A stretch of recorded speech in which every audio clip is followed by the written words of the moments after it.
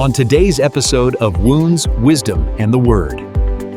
It's building your own prison and shutting the door, and then bemoaning the warden who happens to be you. Yes. I like that. Wounds, wisdom, and the Word. Wounds, wisdom, and the Word. Now here are your hosts, Jamie and Doug. All right, hey everybody, welcome back to Wounds, Wisdom, and the Word. Doug and Jamie, back with you again. We are ready today to finish up our series on being stuck in the mud. We done just about wore the mud out. It's about dried up. I feel like we're kind of walking the last few steps, through it. So, yeah. So today we'll talk about really the top 5. Okay. And they're all very intertwined and similar in many respects, right? So going from 5 up, you've got feeling unprotected, uncertainty, lack of security, Okay. fear, Yep. and then, of course, number 1, just being too comfortable there, Yeah. right? So I would say probably, all of these really point back to number 1, right? But people sometimes say, well, why am I comfortable in the mud? Well, one word, it's familiar, Yeah. right?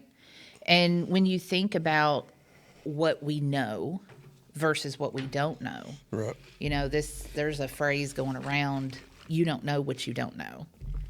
And there's a whole lot of truth in that. Oh, yeah. I know where I am now. Doesn't matter if it's uncomfortable or painful or hurtful. Yeah. I know it. And it kind of sets me up to know what to expect in my day-to-day. Yeah. Right? It's when I begin to implement small changes in my life, that's when I become uncomfortable. Right. That's when, somebody's changing their diet. Well, my comfort food, sausage and biscuits, donut holes, right? Donuts, just the whole thing.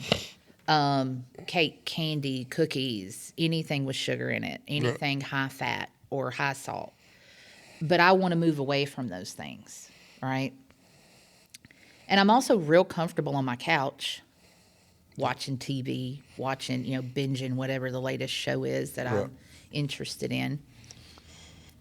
Getting up and moving, walking, exercising of any kind, that feels uncomfortable because it's not familiar. Yeah. I think what people miss a lot of times is new things can become comfortable too. They're not in the beginning, ever. Yeah. The things you're comfortable in now were once not. Correct, right? The pain or the misery or the emotional turmoil that you maybe currently are experiencing, that didn't start off comfortable. Right. It wasn't like wrapping up in a fuzzy blanket, but it became that way because it's what you came to expect out of life. Yeah. And sometimes I think there's an element of, I think about the man beside the pool of Bethsaida in John 5. Do you want to be made well? Do you want to be healed? And he doesn't answer the question. Some of that is you just give up hope that there can ever be anything any different. I agree with that. And, I know I referenced The Chosen a whole lot here, but, I think that they did that scene really well because to your point, he doesn't answer, yes, I want to be healed. Yeah. He starts giving all of the reasons why he can't be. Right. Well, I tell you what, I hear that in my therapy room a lot. Oh, yeah. A lot. I'll ask questions, that sound like, well, what if you didn't have to feel that way anymore? Or what if that relationship changed? Yeah. What if it went away? And they just get this look on their face like, how is that even a possibility? Yeah. It's as if their brain is because neural pathways are just like ruts in the mud. Mm-hmm. Okay? just like ruts in a field. I always find it fascinating, especially driving up here past all the farmland. Yeah. You have all these beautiful rows of whatever it is that's growing. And I don't remember where I was coming back from, but a few days ago, I saw one of those real big tractors that looks like they're on stilts. You know what I'm talking about? They're the like sprayer. a sprayer rig. Yeah. Well, that guy operating that piece of machinery knows where to go, because why? Because they've created him a path in the middle of all of those rows. Yeah. Right? He knows where to drive that thing. Our brain works the exact same way. Yeah. Our way of thinking and processing, it's all about being in that rut.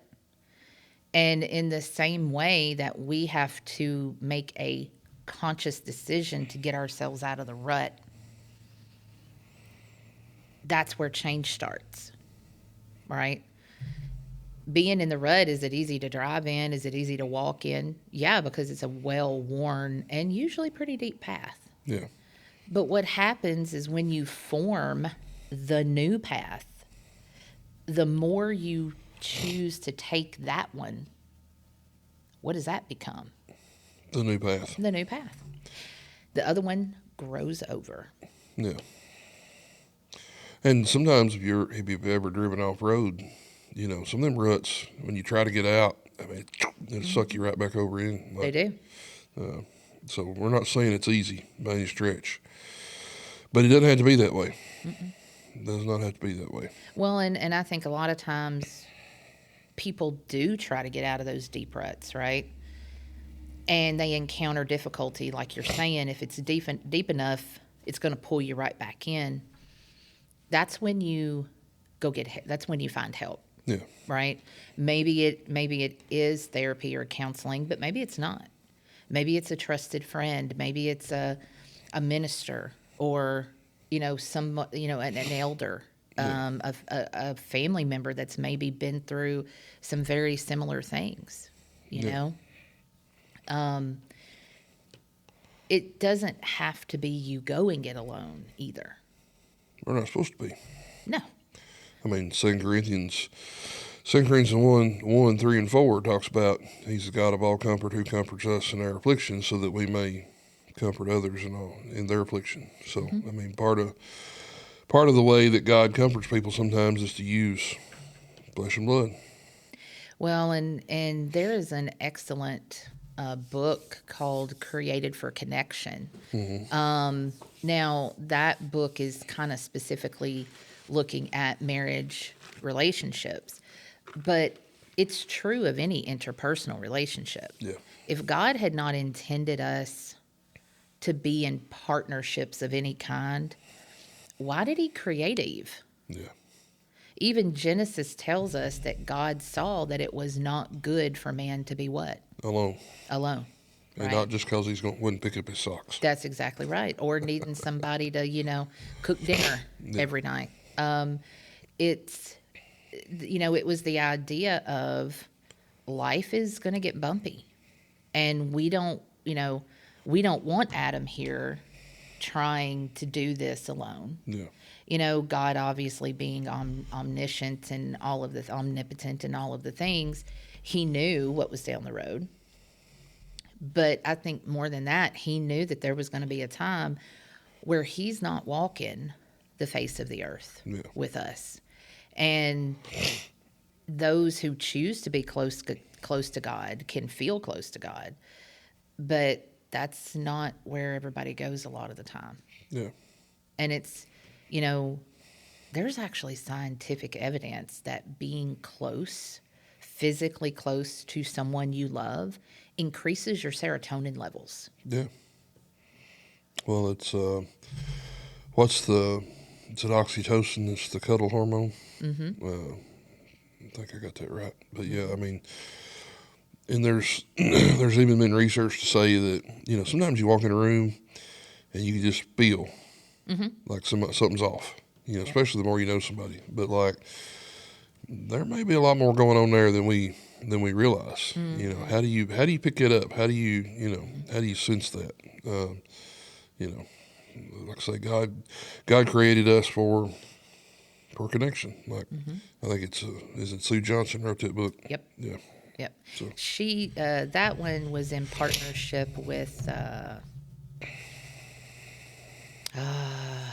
his name. I want to say it's Ken. I can't think of his last name, but yeah, it is a companion book to Sue Johnson's. Which she's the developer of EFT. Emotionally focused therapy, EFT. Yeah. All right, so pretty good. So I know that a lot of these weave together, but let's try to pick a few of them apart. Like, which one of those, or I don't know, what angle do you want to start at between those 5? I think maybe fear. I think fear. I was afraid you were going to say that. I knew you would be. I think we kind of touched on this a little bit in our last episode, but I mean, golly, fear it's a big, ugly monster. Yeah. Right. And Zach Williams, I believe is the name. He's a Christian music artist. Mm-hmm.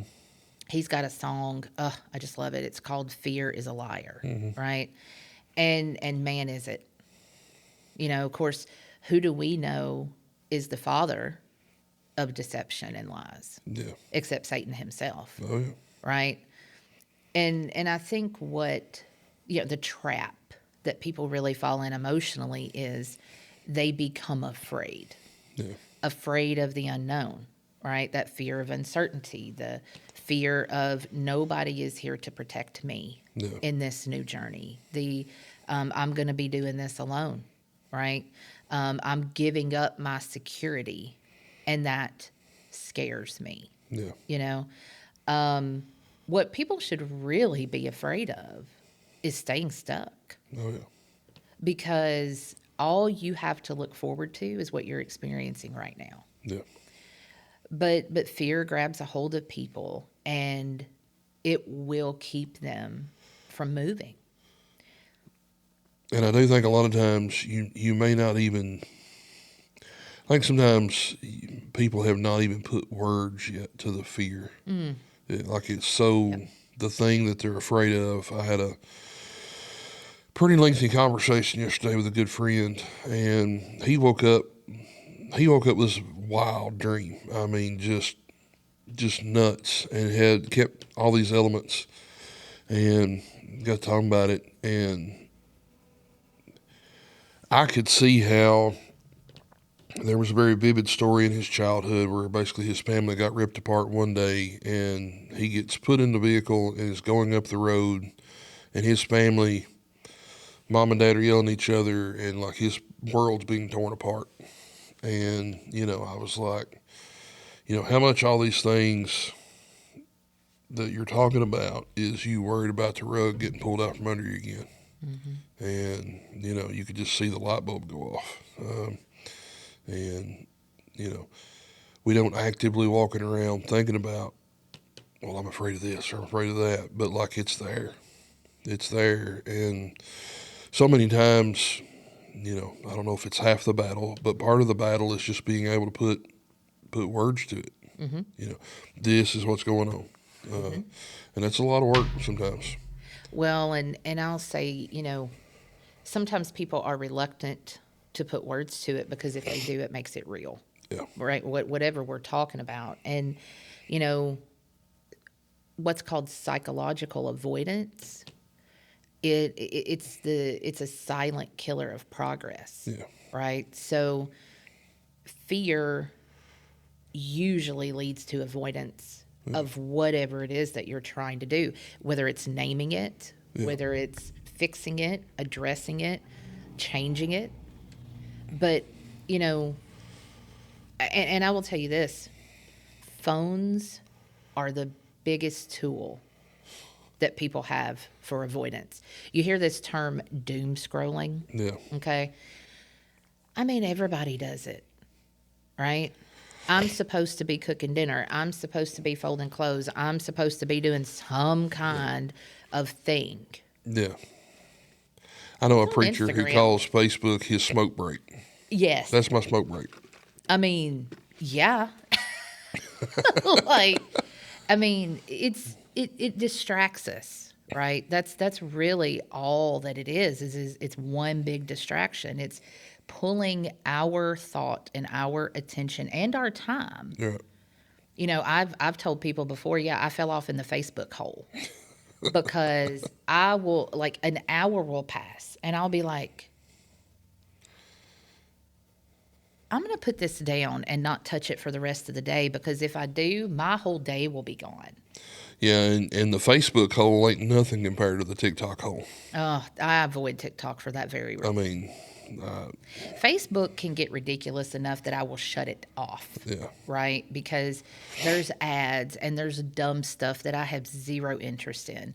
The idea that Facebook is how you connect to friends, it's a thing of the past. Facebook is how you connect to ads and dumb stuff that you're not interested in, but somehow ends up on your feed, right? Yeah. But, you know, so I will come across something on Facebook that's kind of like, I don't want to look at that, you know, and I'll put it down. Yeah.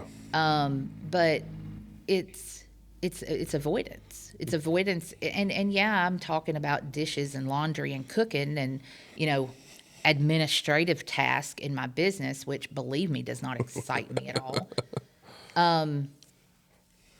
Those aren't big things in the grand scheme of life. But if you avoid them, what else are you avoiding? There you go.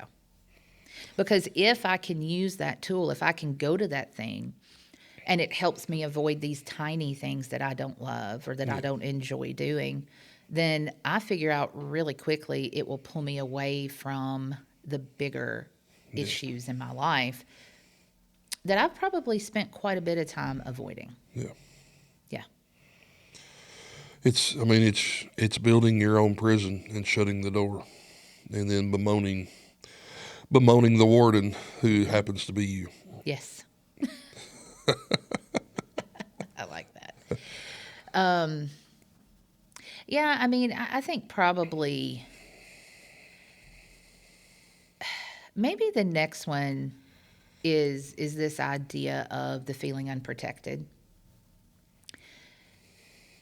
If we have a network of people in this stuck place where we are, okay?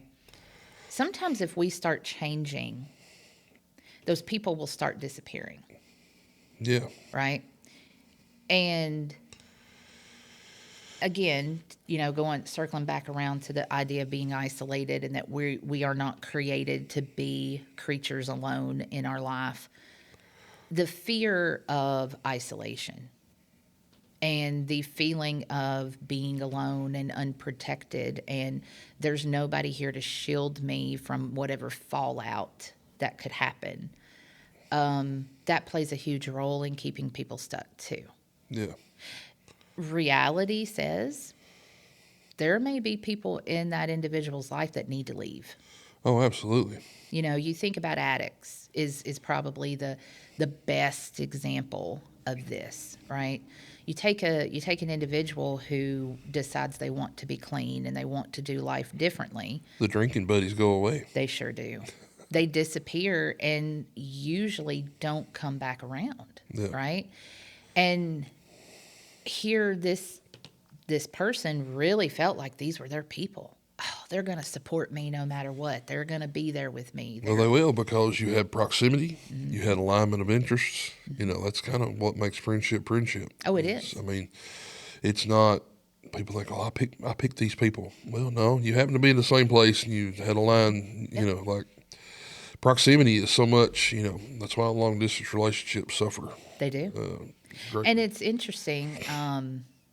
Mel Robbins, her book, you know, the Let Them theory, or Let Them, she talks about the difference in young friendships and adult friendships. And I just highly recommend that book all around. There is no religious content in it, right? So those of you who are religious minded, just know that ahead of time. Yeah. You know, you kind of have to apply. I've kind of Common sense. Yeah, I've kind of joked with some people and said that I need to write a book called "Let Them" and then "Let God." Haven't got around to that yet. Probably just gave a title away, but that's okay. Yeah. Somebody can probably write it better than me, but you know, when she talks about what the factors are that create our childhood friendships, proximity is a big one. Yeah. Right? You tend to end up becoming close with the kids you ride the bus with, the kids you share more classes with, the kids that you're on sports teams with, right? Yeah. Because A, you're together Right. a lot. B, if we're talking about a sports team or a science club or something like that, you're sharing a common interest, which is another big factor in building friendships. And it's easy. It's easy for those to foster and grow and all the things, Right. but it's also why a lot of them end Yeah. when your time in high school ends, Right. College friendships, some of them end, but I can't tell you how many people I've talked to that are like, oh yeah, we were friends back in college, or, you know, this was my college roommate. And like, I'm watching my kids in real time create friendships and relationships that probably will last them through a lifetime, you know? But all that to say, as adults, outside of befriending a coworker, we don't always get those advantages of proximity and common interest. Most adults don't join sports teams. Now, some do, right? Had a client one time who played flag football in Nashville as an adult. It actually sounded quite fun, if I'm going to be honest. But, you know, and sure, you know, you can find those, but that's not everyday person. You know, that's not every person searching that out. Yeah. And so you end up befriending a coworker, but then they leave and go to work somewhere else, and now you're not friends anymore. Yeah. You don't see each other, you don't talk, and you're kind of like, I wonder why. Well, that's why. Yeah. You know, adult friendships and relationships take a lot more effort to, you know, nurture and maintain. And these that are built on drinking, drugs, partying, right? If somebody decides to eliminate those things from their life, now they got no tribe anymore. Yeah. Well, it's kind of like, is it 2 Peter that talks about, you know, they get mad that you don't run to the same debauchery they do, you know, like, who you think you are? We know we know what you used to do. Like, I've heard that a lot. Oh, you think you're better than us? Oh, you think you're better than us now, huh? Don't you? Yep. I'm trying to be. Yeah. I mean, you could too. Yeah. Nothing's stopping you, right? Yeah. Except a want to. And a want to is something a lot of people are short on, by the way. Oh, yeah. So yeah, I think that the fear of going it alone, again, you know, it all just kind of points back to I'm too comfortable to change. You know, you have something called the sunk cost fallacy. Okay. Actually had a conversation with a client about this the other day. And it's this idea that, well, I'm too far into this, right? He, being I think a military veteran of some kind, or if he wasn't, his dad was, apparently this idea kind of came from the military, where they would propose this big project, right? Say the Navy wants to build a new ship. Right. And they would say, well, it's going to cost X number of millions of dollars, right? $100 million. Right. And it gets approved. So they get into the process where they're only about 75% complete in the build, and they have blown that $100 million completely out of the water. Out of the water, right? Well, you know what BOAT stands for? What? Bust out another 1,000. Boy, ain't that the truth? If anybody's ever owned one, they know. But yeah, like, it's kind of this idea of, well, if we stop this project, we've lost $100+ million Right. that we've got in it, and we're 75% done. So we got to keep going. So let's just keep throwing money at it and get it done. And now we've tripled, or now we've doubled or tripled our initial budget, but we got a boat. We got a boat. But guess what? It's taken so long to build it that now it's outdated from the technology, right? Yeah. People do this a lot with relationships, right? They're 20 years plus into a marriage, and they wake up one morning and they're like, I'm not happy. My partner, my spouse, they're not happy either. But, we've been married this long, we might as well just ride it out. Why not try to make it better? Yeah. Why not try to fix it and change it and make it worth all of the effort that you've put into it? Yeah. But some people are just too bullheaded to change. I'm listening to a book right now, Jesse James, West Coast Choppers. Jesse James has released a new book about, it's basically a book to craftsmen. Okay. And there's several chapters in there about, when you get frustrated and you start messing everything up, stop, and then there's another chapter about, you got to be okay with this is now junk, throw it away, start over. You get so invested and you're like, I got 10,000 hours in this. He said, if it's, he probably used a different word, but if it's crap, it's crap. Throw it away and start over. You've got to be able to turn loose of that, because you'll work yourself to death trying to patch something together that's not worth saving. Right. Yeah. I mean, I'll be honest, I do that with cake sometimes. Like, I know, go ahead and laugh, but, I'll try a new recipe and I'll mix up the measurements. Oh, I'm supposed to put a quarter cup of this in there. I did this not too long ago. And I just stood there and I was like, you know what? And I just walked over to the trash can and I just dumped my bowl. And I went back and I wiped it out and I started over. Yeah. Because if you're not supposed to add the flour until later, whoopsie, and you've dumped the flour in there, it's probably not going to turn out the way that it is intended to turn out. My grandmother and grandfather on daddy's side, one time, they cooked all the time. And they made chili and had everybody over. And we all got around the table and sat down. Everybody took the first bite, and steam started rolling out of our ears. And what they had done was, my grandfather had put chili powder in it. She didn't know that. So she thought it was time to put chili powder in, so she chili powdered it. And then he thought, well, what? They chili powdered this chili 4 times. And they didn't figure that out till they round the table. Well, what'd you do? What'd you do? What'd you do? It was hilarious. Why is it so hot? My daughter, Hannah, I'm going to tell a story on her. She can make a killer banana bread. Yeah. Okay. And she found this recipe and she got the measurements mixed up on the salt. The bread turned out, but boy, it would pucker your face first bite you took. And it didn't matter. Like I even tried to make this cute little glaze. Yeah. No, covering it up. No, it was bad. I think we ended up throwing that loaf out, but we figured out real quick what she had done. Yeah. Right. And from there on out, it's not been an issue. Yeah.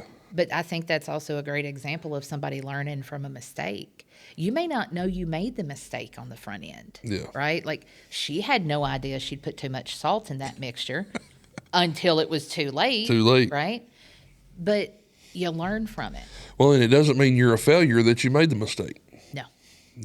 No. Because if you tasted her banana bread now, you would never know that first mess up occurred. Yeah. And I think you can watch these cooking shows, especially the ones that kind of document, these really famous chefs. And, man, there's a lot of trial and error that go into creating recipes. And I think it's no different with life.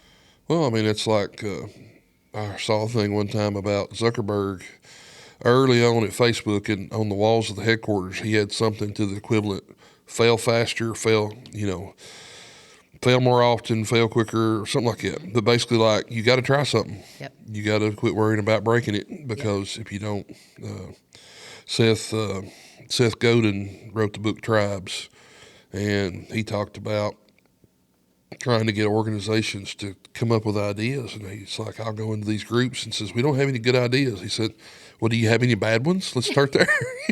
I mean, an idea. Let's start with something. Yeah.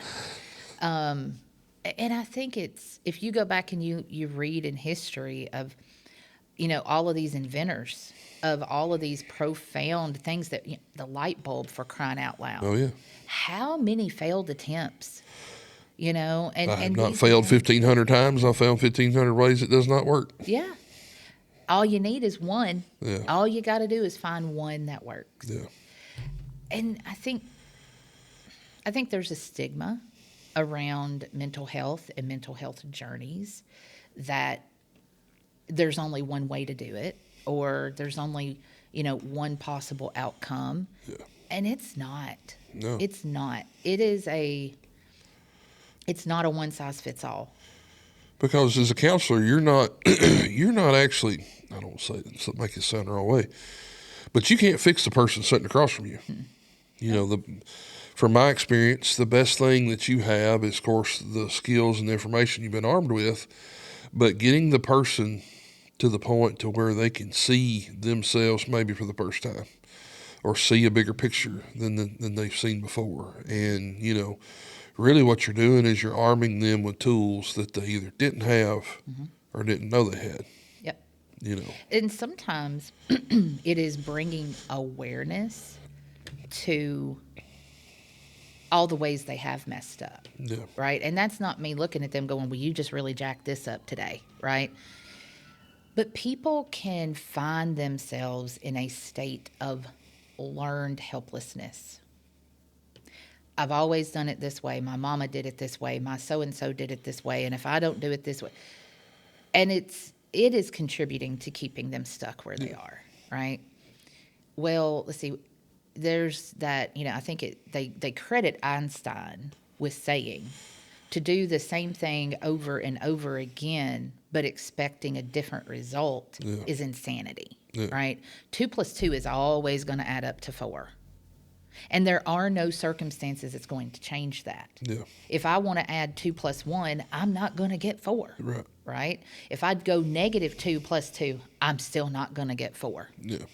So the point is, there's a lot of different ways to do things. And just because you choose to do something different than your family has always done it, or than this person has always done it, it doesn't make them wrong and you right. Yeah. It doesn't make you right and them wrong. It simply means you found your own way. Right. And a lot of these times, I've sat with people and been like, okay, you developed these habits because you were in an unhealthy situation and you needed them. It was Survival. a good thing then, but you're not that little child anymore. You're not in that same situation anymore. No, and I think I've said this before, but we celebrate that in therapy, right? The part of you, the part of you that got you to wherever it is that you are, that helped you survive, right? We celebrate that because that is something to be celebrated. You're here, right? But that doesn't mean that you have to allow that to rule your life any longer. Right. And a lot of times what happens, those methods are not working. Yeah. In where you are in life right now. They don't. Yeah. Because, stuff changes. Always. All the people that used to be checking you out at Walmart are now walking around shopping for you. And bringing it to your house. Yeah. How scary is that? Yeah, bringing it outside, bringing it to your house. Yeah. It'd probably airdrop next. I know it's happening somewhere in the world where there are these little airplanes, these little drones. Oh well, in Africa and stuff, I've seen it. There's a whole transporting medicine. And they literally set up hops where the drone can fly however far. Yeah. It's crazy. Yeah. Technology. Someday I'm just going to be like, you know what? I'm good. I'm not going any further. Like, I'm just going to keep I don't think I'll ever get that. It's just me personally, but I'm an eternal tinkerer. You know, I've been fighting this AI thing. It's called Open Claw, and I see the potential, but right now it's kind of like having a 13-year-old who's got ADHD, who's a savant. You know, it's like, focus, do it. Anyway, right now we have a love-hate relationship. I ought to quit, but anyway. Understood. Anyway, it could, when I get it to where I want it to be, it'll be very helpful. So anyway. More power to you. Yeah, oh yeah. Yeah. I mean, anyway, that's one of my failings, I guess. I'm always tinkering, always looking for the next thing when I've got 12 other things I ought to be doing. But not that we're turning this into a therapy episode. No. That's a discussion for later, Doug. Oh yeah. All right, so we have, I think we have kind of wrapped up this series on being stuck. I think maybe in future episodes we're going to interview some people. I've got some ideas. I know Jamie's got some ideas, and we will, now that we've got this handy dandy live podcasting set up, we can do that. But any other closing thoughts before we get out of here? Ask questions. If you're if you are curious or you need help, go to somebody and ask questions. Yeah. It's the best way to get answers. Yep. Yeah, and I mean, I've had a lot of help in my mental health journey, but I've also, a lot of it has been me digging and finding and being like, oh, what? Mm-hmm. What's that? You know, like, and, you know, I remember when we had a marriage seminar here, and anyway, but the guy had said something during that, and the researching of that, I didn't realize really what trauma was, or that we had it. And I initially was, you know, looking at it and said, oh, I can see this and this person. And it's like, wait a minute, that's you. Ruh-roh. Mirror, right? Yeah. Here we go again. But yeah, so yeah, you know, it doesn't cost you anything to ask a question and to dig and do a little research. Like, yeah. You know, then I get the fact that it's scary and almost having hope at times hurts, because Absolutely. What if I get let down again? Yep.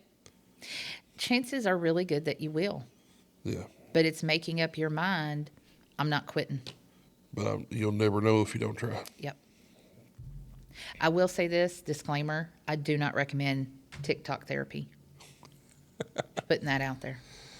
You mean you can't get healed in 30 seconds? I mean, if you can, be my guest. Yeah. I've not witnessed it, but that doesn't mean it doesn't happen. Yeah.